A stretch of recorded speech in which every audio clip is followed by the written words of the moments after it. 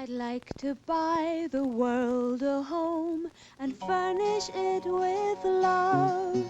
Grow apple trees and honey bees and snow white turtle doves.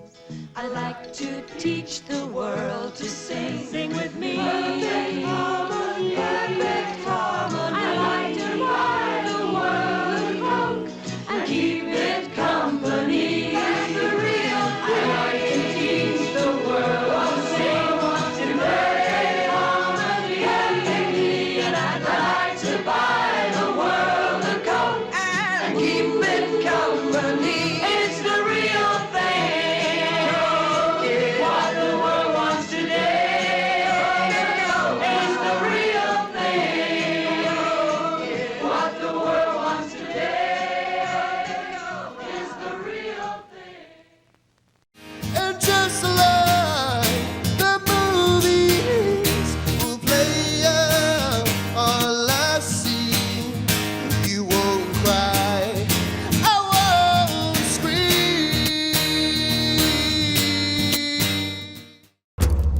I told you that I want to go to that festival in Sweden. No, you said it would be cool to go. Yeah, and then I got the opportunity. I just wish you would have told me, that's all. I was going to ask you if you wanted to come with me. You ruined the surprise. I wanted it to be romantic. So, Well, that was an experience. you could say that again. This is my first time seeing the director's cut, but I have seen this movie before. This is Morgan's first time seeing this movie, so I'm very curious about your thoughts. I'll say this much. I had no idea what to expect from this film. I knew the trailers. It had a very Wicker Man vibe to it. I was not too far from the truth. But at the same time, I didn't expect it to be this kind of movie, where it's beautifully shot, beautifully filmed. For the most part, I thought it was going to be like one of those like super gory, intense kind of things, which is usually the paranorm of today's. But I was actually genuinely surprised by this film. I actually thought it was very well made. Like, it did have gore in it, but it wasn't... It was used well. It was used very well. It didn't like present itself a lot. It was in those actual appropriate moments, especially near the end. So it wasn't like constantly, and that's usually an issue I have with certain films like this. Yeah. Because there are some, like, have you heard of 2001 Maniacs? That's an example of what I thought this movie was going to be, because that film is just consistently wall to wall, like, one gory set piece after another. This is more like it takes its time. It literally builds itself in those one little moments where it's meant to be horrifying. It's meant to be something otherworldly, and that's where I really respect this movie. Yes. It's a movie that makes you think. Like, you're not sure how to feel. It's the best breakup movie. Yeah, oh, yeah. Yeah, Don't worry, I won't stuff you inside the bear. spoiler alert. Well, this movie has been out a while, so I'd like to think people have seen it. Depends on if it's your cup of tea. That's true. I mean, this is made by the guy who did Hereditary, another one I haven't seen yet. Yeah, if it's a movie, if you don't like really disturbing stuff, I wouldn't recommend it. But if you're someone who is an avid moviegoer and you want to see a psychological thriller, kind of like Wicker Man, but way better than Wicker Man, then I would recommend this film. Wicker Man was sort of of its time, so Yeah. clearly there was a camp factor to things like the song sequences, Yeah. the landlord's father. But then you have Christopher Lee, who really anchors the whole thing together. I feel like with Midsommar, it is trying to go into the aspect of the psychological cult. These people are taken out of their environment, they're in this whole other area that they're not aware of. They have no idea what's going on, and only you, the viewer, is keyed in at knowing what's going to happen every step of the way. I'm not a big fan of stuff like that, but if it's done well like this, I'm okay with it. Yeah. And I was talking about the Nicolas Cage Wicker Man, not the original Wicker Man. I have not seen the Oh, That's that's what I meant by this. Oh, you've not seen the original? No, I have not seen the original. My exposure to Wicker Man was the Nicolas Cage movie. Oh, I really got to get Mike on that one because he is he has the final film lost footage edited and it does have that a little bit. Yeah, I heard that the original was really good. It is. Yeah, there are some camp moments to it. Like there's one scene where the main character is in his like room or whatever, and next door to that, there's this naked girl that's singing a song to him to kind of try and entice him. It's like a very hippie-ish kind of song. Come on, Johnny. Yeah, you say it was made in the 70s? Yes. Well, that explains that. Independent British cult classic. Yes. It's the kind of movie where there is no happy ending, much like this one. And this one, oddly, had a disturbingly happy ending. Hypnotically. Yeah, it's a movie that you're not sure what to feel. Like, on the one hand, you're happy for the main character, but on the other hand, It's like, it's a movie that makes you think. If I watched this movie 10 years ago, I probably would not have liked it, but oh, I know people change. Knowing you, I know for a fact you would not have survived Old Boy. Probably not, no. Yeah, I was doing an Asian cinema course, and I think I was driving you one night. This is when we were still together. And I'm driving you home, and I'm describing to you what happens in Old Boy, and you're just freaking out in the car like, this happened! I know. Yeah, if we saw that back home, No, I might be able to watch it now. The funny thing is, I don't remember you telling me about it. Well, maybe you're kidding. Well, maybe it's because the movie was so disturbing from how you described it to me. I just kind of blocked it out. That is a revenge story because this guy is randomly taken by this other person to get back at something he did. Yeah. But he unsuspectingly doesn't realize what it is.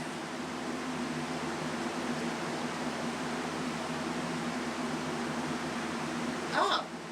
Yes, now it all comes back to memory. Okay. Yes, I remember that. Yes, now. that was the twist that made you go, ah! Knows my reaction now. Yeah. I'm just like, oh. It's a good. It's not the James Brolin. It's the original Korean movie. No, this was not as. It had uncomfortable moments. That's the thing. It's a movie that built itself on atmosphere. It's an atmospheric psychological thriller, and you very rarely see things like that. Yeah. The closest one I can think of where it really works as well is Kubrick's Shining.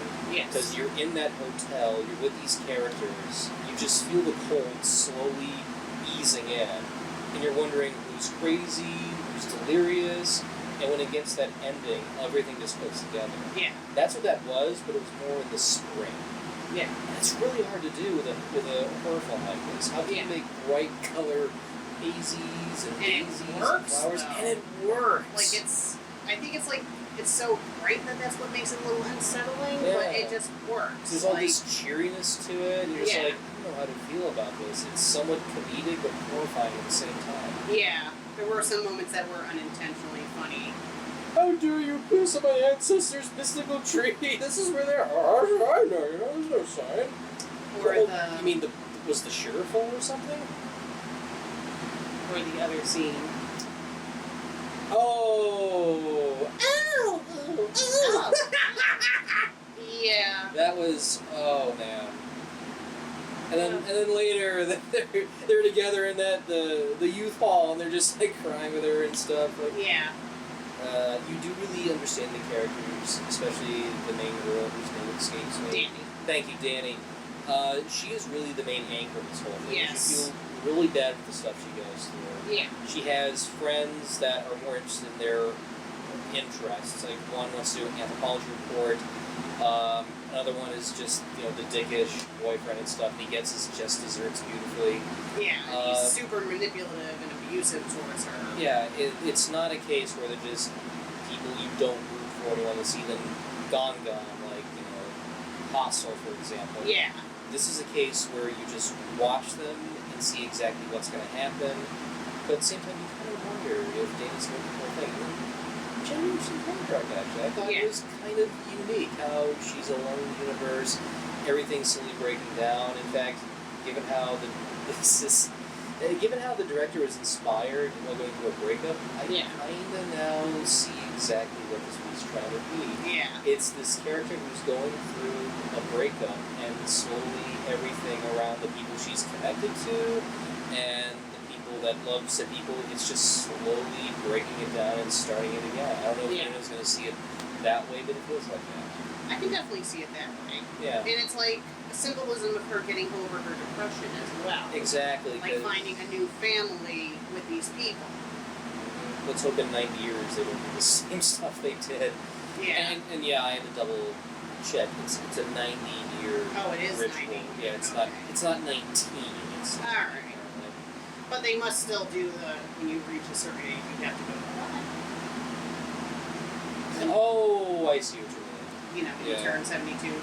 A little overcrowded here. Try and see if we can fly off this cliff. It was interesting, especially when you for me, rewatching the movie has a lot of foreshadowing and like. Yeah, the murals, the disturbing imagery. Yes, and if you pay attention to the mural at the very beginning of the movie, before the movie starts, that pretty much shows what's going to happen in the entire movie. Yeah, I caught that right off guard. Like, is that supposed to be symbolic? And then you mentioned at one point a very key character is given a drink. Yes. And that's connected to the mural. Like, oh, it's that kind of ritual. Oh, ooh. Yeah, I'm like, Ah. that was the color of his drink? This is not the ecto cooler I ordered. Why is it blood orange? Spoiler alert. Yeah, Yeah, mindful of what you eat while you watch this movie, I'll put it down. yeah. If you're gonna do soft foods, Yes. popcorn's probably fine. Just Yes, popcorn's fine. Don't eat meat. Don't do Subway. Especially steak. Keep away from KFC. Mm-hmm. Popcorn's the way to go. Yes. Like this. Yes. Maybe vegetables. Yes. Nice little ranch dip. This has such a hallucinogenic effect. We Yes. just finished watching this, and it's very beautifully shot. It's well made, and for the $9 million they spent on this thing, this really shows when you have a tight budget and you know the surroundings you're into, you really have a well-made movie creatively. Yes. The less you have, the more you can come up with. You mentioned earlier about the special effects in this movie. Yes. And again, I'm not going to give it away per se, but they're very well done. Yes. Like when you see what they do with this person and that person, it doesn't look like anything cheap. No. It looks really, really well done. Yeah, you could definitely tell that they did a lot of practical effects, which you don't Yes, see thank you, that thank you, anymore. practical. A lot of the stuff now is CGI, so it's refreshing to see when a movie or a TV show still does practical effects. It's very rare to see, but once in a while you do get that one movie that does it well. Have you seen Promise? No. That's another one where it's a less budget, like a low tightly budget film, but it pays off really well with the animatronics and everything. Here this is a different case. The practical stuff is minimally used, but used to a point where it's so effective. They don't linger on certain things too much, but at best, when they do present it in proper context, I'm trying not to give anything away, but it's used very well, especially for the ritual scenes and things like that. Yeah. Because when I heard about this, I thought we were talking about something like getting like drawn in court or anything like that. Thank goodness. Thank goodness it's not that horrible. There's horrible stuff in it, but not to that extent. Yeah, it's not a movie that just focuses purely on the horror, No. which a lot of movies do that. I mean, that's why I can't take the Saw franchise seriously, because it's... First was okay. Second was better outside of a couple of traps. The third one was downhill for me. I did see number 4. I stopped after 5 because apparently they're being pulled off of Hulu because of a Halloween run, so I got as far as number 5. on that Yeah. one. I think the only 2 good ones I've seen so far is 2 and 5. That's it. Yeah. Saw franchise is not my cup of tea. I think I like Nightbreed though. It's like a face-off made of old scripture. Clive Barker wrote and directed it. It's based off one of his novellas called The Ball. The director's nice. Nice. I think seriously, if you like dark fantasy, it's definitely check out. But no, Midsommar.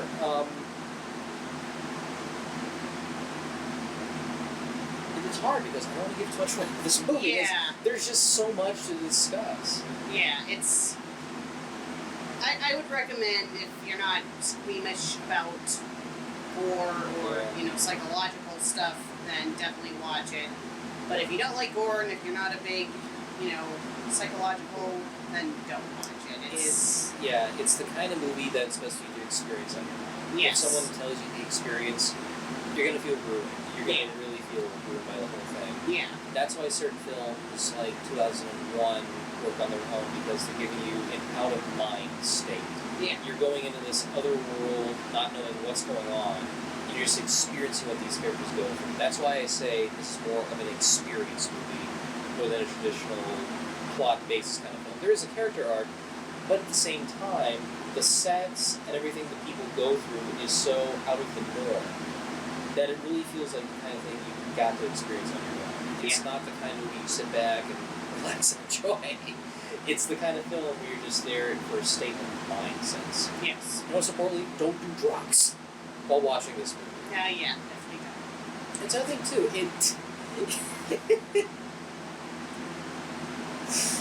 Because there are moments where they do play around with the cliches of horror, like how they're gonna get their memes based on what they do in this cult they're in, this ceremonious kind of cult. Even though they do play around with the cliches a little bit, like they all pretty much do shrooms at one point, and that's really where the movie started to take off. It had a little bit of a slow burn, but I think it does kick up when you do get to that. Yes. So I don't know if it's because of the pace of the director's cut, because they did add back in half an hour of stuff, and I haven't seen the theatrical cut. Yeah. But I will say, if you do see the director's cut, it's a slow build up until you get to those spots. Yes. And it's like, okay, I get what's going on here, I know what's going on. Because usually with director's cuts, it depends on certain things. Like, if it's a case where a director had a vision, but then had to get wheeled down for one reason or another under studio mandate, that's really the honor of the director's cut. Yeah. This was a case where they had to trim some stuff out because of pace, and they didn't want to get an NC-17.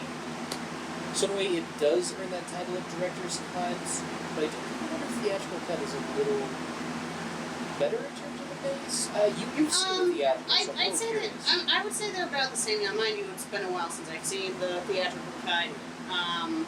You could probably get away with watching the theatrical cut without seeing the director's cut. You wouldn't miss much. I just felt like the director's cut did add more stuff when it came to Danny and Christian's relationship. Like, showed more of that element. Because I did do some light research, and there were some things that came out, like the anthropology research stuff that was trimmed down for pace. The ritual with the kid, that was removed for pace. Even though at the same time, that does foreshadow things later on. Not every single ritual is something new. Yeah. Spoiler alert. Yes.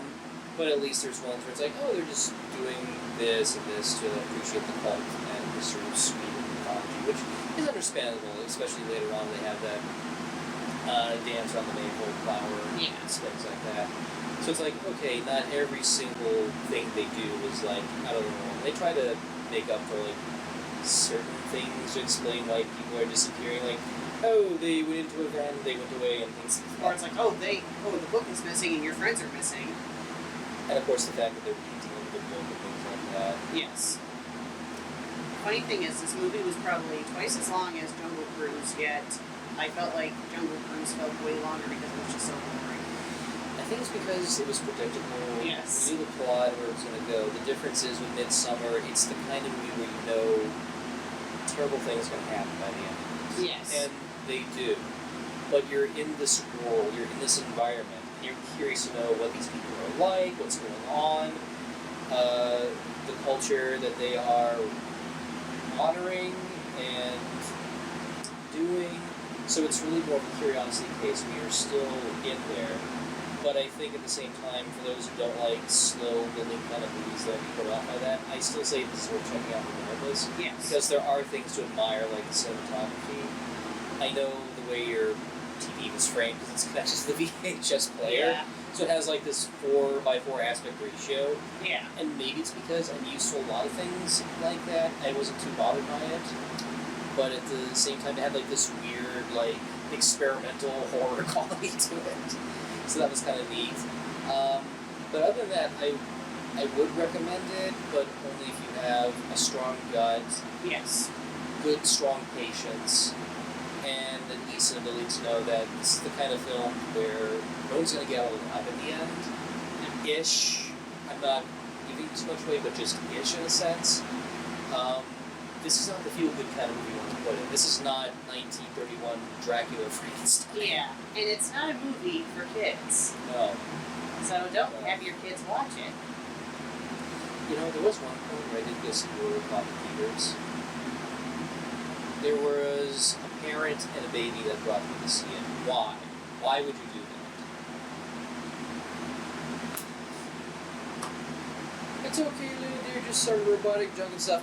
There was this scene where the guy's dismembered head connected to a bit of lungs. Ugh. That infant's gonna be traumatized for a while. Hopefully the infant Okay, doesn't Timmy, let's remember play that. Operation No! Yeah, hopefully the baby doesn't remember that. God, man. So yeah, I'm surprised they enjoyed this. We're glad you did. Would I want to see it again? Not on a constant basis, maybe once in a while. Yeah. It's not one you want to watch over and over and over again, but I can see like once in a while rewatching it. Yeah. So that's a good one. Good. I'm glad you enjoyed it. Promise you won't stuff me in a ripper, man. I won't. I would say we would not do the same. Or if you're going to drug me first, I don't feel anything. I don't want to do that. I would do drugging this time. I'm more the kind of person that would probably get a chocolate sauce. I would explain the rest, but... Okay, Yogi, get that. Hey, boo boo, we got a chocolate covered fanfic ready. Oh, are you okay? Yeah, I'm fine. Oh dear. That was just my glasses. That's alright. So, how does steak sound? Yes.